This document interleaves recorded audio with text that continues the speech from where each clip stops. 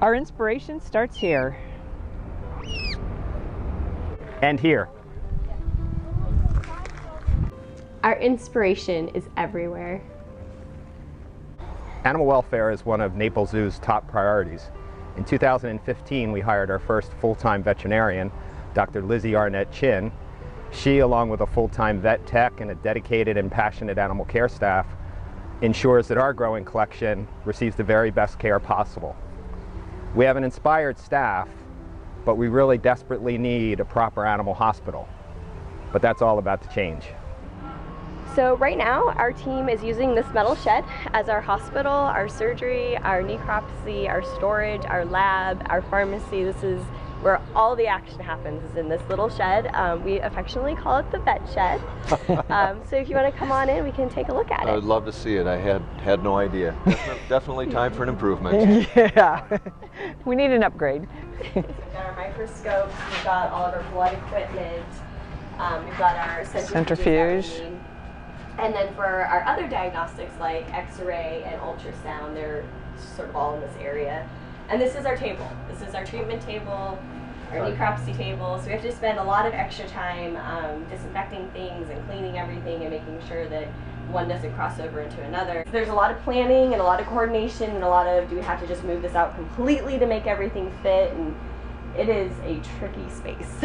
You should see this when we have a 13-foot alligator in here. I would think so. And how many staff? And 5 to 10 staff people, and we're crawling over and around and underneath and over cords. Especially And if it's like an emergency type thing too, Yes. when you Yeah. don't have the time to plan ahead. And yeah. So should we go see what we're going to get? sounds great. Let's do it. Absolutely. All right. Currently, we're the only accredited zoo in Florida that doesn't have a vet hospital. And so this project, this animal hospital, is really important to us. And this is what an AZA accredited zoo needs. That's amazing. And so it's been our highest priority. We think the vet shed would fit in the bathroom. Probably. I was going to say, if you could just visually set those two in front of us, they would disappear.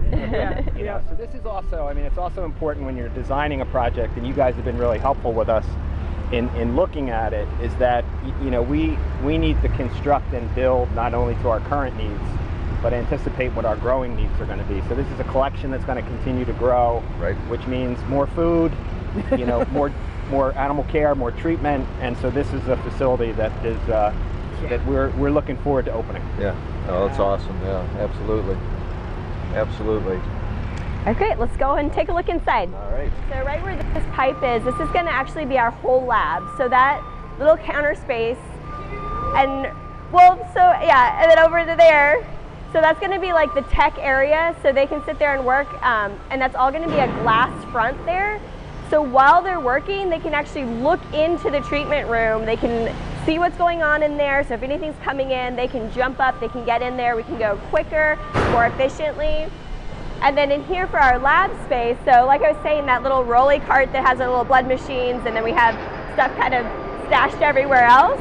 That is all going to fit into this space. So we're going to have room to store things. We can do our own, and not have to be cramped into a tiny little space. And we'll have sort of a dirty area for our fecals, and we're going to have a clean area for our blood, and it's going to be amazing. Like you mentioned, the blood. So does the blood have to go out now for blood work? So right now we can do it in-house. It's just very cramped to do it. But that's also new thanks to some donors about two years ago now, a year and a half ago, they donated money so we could actually do it in-house. When I started, we could not. Everything was sent out, and it would be 24 to 48 hours before I'd get test results back. So now you'll have the space to do it efficiently. Exactly, exactly. And this beautiful window here, while it looks very unassuming, it's actually going to let us look into our hospitalization stalls. So if we have any critical patients, we can still get what we need to get done, but also monitor our patient. And right now we're split on one side of the hospital or the zoo and the other side of the zoo. So we have no way of being able to split tasks and do things, you know, concurrently. So we're either monitoring our patients or working on our paperwork. So now we can do everything together. It's going to be so much more efficient. So as we walk through here, this is sort of the working hospital space.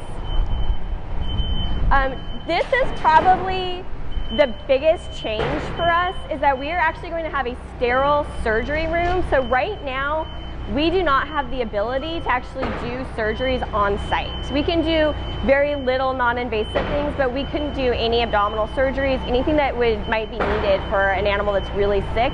We have to contact other vets and organize stuff and transport them, and this way everything can be done on site. So it is a whole new world for us. So now we'll have a big treatment table in the center where we can still do all of our stuff, but it's all going to be mobile. So no matter what we're doing, we can move in large animals. So, you know, we're talking about that 14-foot alligator that we have to bring in. Now we'll actually have the space to get the entire gator in, the whole team that we need present for it, and space to move. So these are our hospitalization stalls. So we actually have 3 separate rooms, each of which are going to have different temperature controls, which is really important when we're dealing with the wide variety of species that we work with. Some need to be hot, some need to be cold. And then, like I said, we're going to be able to look in and actually monitor our patients a little bit better. So this is our keeper space. We come in every morning and they'll have a meeting, and then it's super exciting right now. They run across the zoo to get their diets and get set up to go check the animals, and all they're going to have to do is go right through this doorway now. So that's going to make their lives so much easier, so much more convenient. And John, you saw our commissary where we had everybody crammed into one little space. This whole thing is what we get to make diets in. It's going to be so exciting. What, almost 10 times the size? Yeah, and uber exciting for us is that we're going to have a dishwasher. Because right now we all stand in line to use the one sink to wash our dishes. So having a dishwasher is going to just be super cool. So that's it. It was a great tour. Yeah, you enjoyed it? We're so excited. Not to only because Hurricane Irma beat us up so bad. This entire facility becomes so important to us in a hurricane. Yes. It's going to be outfitted with a generator, so we'll be able to operate under any kind of circumstance here, and it becomes really an important part of the zoo Very functioning in any kind of crisis like a hurricane. Yeah. It is, and for me, you know, obviously I knew what this building was, but I had no idea what the existing facilities were. So True. for me, this is just completely eye-opening. It's wonderful. Yeah, we can't ride out a hurricane in that shit. No. We tried. It wasn't very successful. You know, this entire project started with inspiration and vision. Inspiration and vision for a new hospital and a new commissary. The help of a generous community led by our board and lead donors Denny and Tanya Glass, we were actually able to raise all the funds for the hospital and commissary. David and Vicki Smith were actually the lead donors that helped us with the commissary, and without the community's support, this never would have happened. We can have the vision and inspiration as well, but we need to have a partner that helps us make it a reality, and without the help of Gates Construction, I don't think that would have happened.